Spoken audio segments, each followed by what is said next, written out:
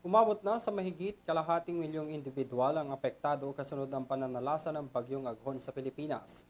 Ayon sa NDRRMC, mahigit sa 16,000 pamilya na ang nasalanta.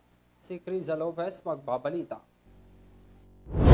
Umakyat pa sa mahigit 51,000 na katao ang nasalanta ng bagyong Aghon base sa National Disaster Risk Reduction and Management Council o NDRRMC.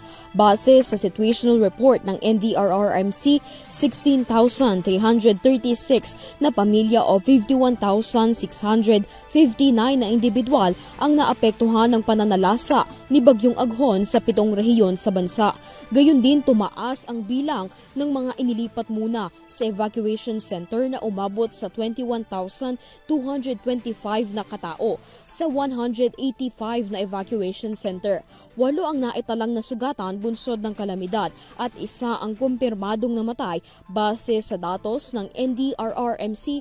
As of May 29, 2024, base sa report, 7 na ang naitalang nasawi. 4 dito ay base sa kumpirmasyon ng pulisya at mga lokal na pamahalaan sa Quezon at Misamis Oriental. Samantala, 22 na kabahayan ang nasira kung saan 18 ang partially damaged at 4 ang naitalang totally damaged. Bunsod pa rin ang pananalasa ni Aghon ayon sa Department of Agriculture. Tinatayang umabot sa mahigit 11 million pesos ang halaga ng pinsala sa sektor ng agrikultura sa bansa.